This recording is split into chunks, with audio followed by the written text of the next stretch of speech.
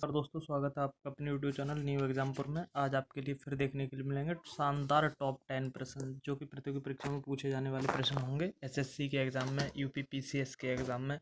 ठीक है दोस्तों, और समस्त शिक्षक भर्तियाँ, लेखपाल भर्तियाँ, दरोगा भर्तियाँ, पुलिस भर्तियों के एग्जाम में पूछे जाने वाले प्रश्न होंगे। पहला प्रश्न है, आपको बताना भी है कमेंट बॉक्स में कि कितने प्रश्न बने। उससे पहले जो दोस्त पहली बार विजिट करे हैं इस चैनल पर वो लाइक सब्सक्राइब ज़रूर कर लें, जिससे उन्हें हमारी बनने वाली हर एक वीडियो पहले ही मिल जाए। ठीक है। कथन है, एक नेहरू एक राष्ट्रभक्त थे जबकि जिन्ना राजनीतिक थे, ये किसने कहा था? ऐसे स्टेटमेंट पूछे जाते हैं दोस्तों। इसमें 4 ऑप्शन है, मैं आपको सोचने का भी टाइम दूंगा, फिर आपको बताना है। महात्मा गांधी, मौलाना आज़ाद, मोहम्मद इकबाल, खान अब्दुल गफ्फार खान। ऑप्शन 4 हैं, महात्मा गांधी, मौलाना आज़ाद, मोहम्मद इकबाल, खान अब्दुल गफ्फार खान। क्या हो जाएगा इसका राइट आंसर, आपको बताना है। ठीक है, पहले आप अपना लगाइए, फिर मैं मिलान कीजिए वीडियो से। इसका राइट आंसर हो जाएगा Maulana Azad. B option is right answer. चलते हैं दूसरे प्रश्न की ओर। साइमन कमीशन किस वर्ष भारत आया था? आपको बताना है इसका राइट आंसर। साइमन कमीशन किस वर्ष भारत आया था? 1927, 1928, 1929, 1931। ठीक है।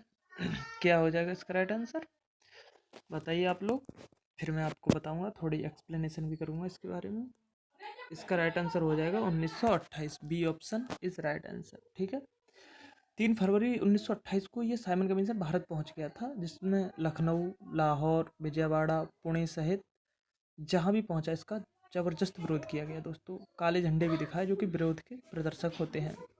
Simon go back, Pandit Nehru वो जो इसमें लाठीचार्ज में घायल भी हो गए थे, गोविंद वल्लभ पंत अपंग हो गए थे, और 30 अक्टूबर 1928 को लाला लाजपत राय को बेरहमी से दोस्तों पीटा गया था। ठीक है। और 17 नवंबर 1928 को उनकी मृत्यु हो गई थी। जब उनको पीटा जा रहा था तो उन्होंने कहा था, मेरे शरीर पर पड़ी एक एक लाठी ब्रिटिश सरकार के लिए ताबूत बनकर साबित होगी। इसमें हमने महान सपूत अपने लाला जी को खो दिया था दोस्तों। उसका दुख हमें सदैव रहेगा और आपको भी रहेगा। तो B option is right answer, 1928। ठीक है। तीसरा प्रश्न है, वानर सेना और मंजरी सेना संबंधित हैं असहयोग आंदोलन से, सविनय अवज्ञा आंदोलन से, खिलाफत आंदोलन से, भारत छोड़ो आंदोलन से। ये जितने भी दोस्तों आंदोलन हैं ये बहुत महत्वपूर्ण है। आपको ज़्यादा पता नहीं हो तो इतना तो पता होना ही चाहिए कि इनका संचालन कब किया गया था। ठीक है दोस्तों, तो इसका राइट आंसर हो जाएगा दोस्तों क्या, भारत छोड़ो आंदोलन। भारत छोड़ो आंदोलन दोस्तों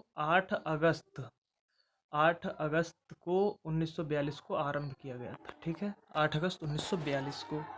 ठीक है दोस्तों, इतनी बात आपको याद रखनी है।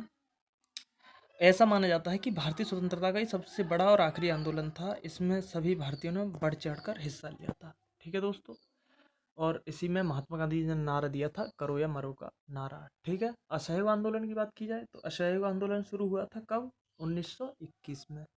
ठीक है दोस्तों, 1921 और 22 में ये शुरू हुआ था। गांधी जी ने इसका नेतृत्व किया था, और प्रथम ये जन आंदोलन था। इसमें मध्यम वर्ग, ग्रामीण वर्ग, किसान वर्ग, आदिवासी सब ने ही समर्थन किया था। सविनय अवज्ञा आंदोलन में दोस्तों, सविनय अवज्ञा आंदोलन 12 मार्च 1930 को गांधी जी ने शुरू किया था। ठीक है, ये गांधी जी के आंदोलन है, और इसमें इसके लगभग 80 के लगभग कार्यकर्ता साथ थे, ऐसा मुझे याद है।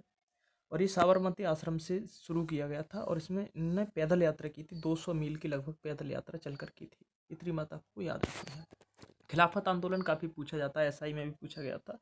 तो ये 1919 में चलाया गया था। बम्बई में एक खिलाफत समिति का गठन किया गया था, और 1921 में इसको समाप्त भी कर दिया गया था। ठीक है, इतनी बात आपको याद रखनी है। 1919 से 1921।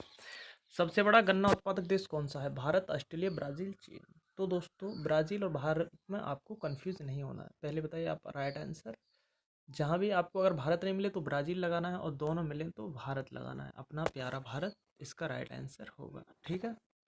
विश्व में सबसे बड़ा सेब उत्पादक देश कौन सा है? सेब जो हम खाते हैं, और सेब में दोस्तों मौलिक अम्ल होता है, स्वास्थ्य के लिए बहुत लाभदायक होता है, और इसमें फाइबर्स होते हैं, और दोस्तों इसमें अच्छे अच्छे विटामिन्स होते हैं। विटामिन के भी होता है सेब में, विटामिन ए भी होता है, विटामिन सी भी होता है। ठीक है, विटामिन बी के भी बहुत साल्ट होते हैं। बहुत अच्छा स्रोत है बॉडी के लिए सेब।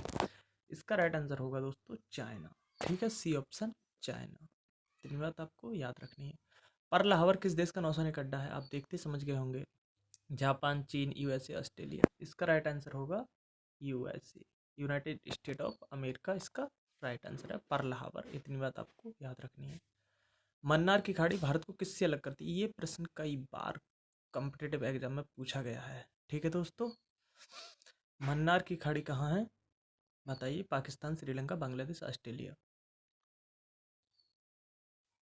इसका राइट आंसर है श्रीलंका। और श्रीलंका ही एकमात्र ऐसा देश है जहां दोनों सगे भाई प्रधानमंत्री और राष्ट्रपति हैं। इतनी बात आपको याद रखनी है। गोतबाया राजपक्षे प्रेसिडेंट हैं और प्राइम मिनिस्टर हैं महेंद्रा राजपक्षे। दोनों सगे भाई हैं। ये एक रोचक तथ्य है, इसलिए मैंने आपको बता दिया। और यहाँ की दो राजधानियाँ हैं, एक कॉमर्शियल राजधानी, एक एडमिनिस्ट्रेशन राजधानी। ठीक है, कॉमर्शियल राजधानी कहाँ है बताइए आप?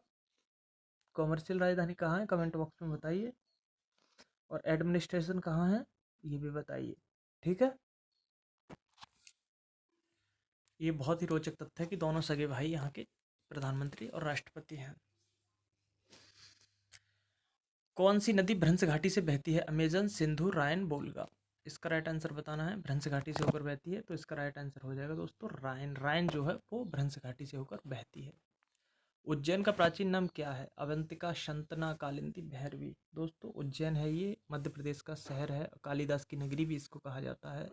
और यहाँ पर कुंभ मेला भी लगता है। ठीक है, इसका प्राचीन नाम क्या है? इसका प्राचीन नाम है ऑप्शन ए अवंतिका। ठीक है, और ये छिप्रा या सिप्रा भी बोल देते हैं, उस नदी पर बसा हुआ शहर है। छिप्रा या सिप्रा ये भी बोला जा सकता है। भारत की ताजे पानी की सबसे बड़ी झील है बुलर झील, सांभर झील, डल झील, चिल्का झील।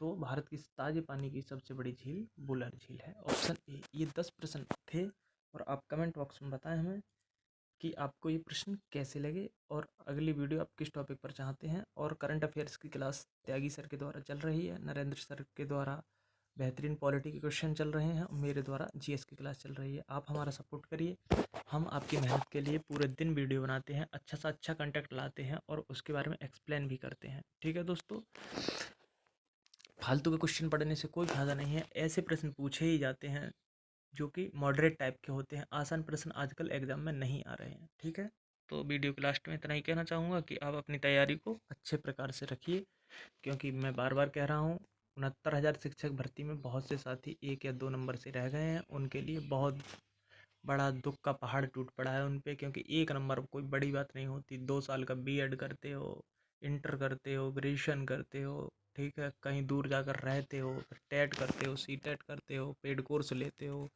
बहुत सारे काम करते हो, फिर एक उम्मीद रहती है कि हमारा सिलेक्शन हो जाएगा, सरकारी स्कूल में सरकारी अध्यापक बनेंगे। वो सारी उम्मीद टूट जाती है तो बहुत बड़ी निराशा हाथ लगती है। आई कैन अंडरस्टैंड, मैं अच्छी तरीके से समझ सकता हूँ सभी लोगों की बातें। बहुत से लोग मुझसे जुड़े हैं, बताते हैं कि हमारा 88 है या हमारा 96 है, जनरल कैटेगरी के जितने भी लोग हैं।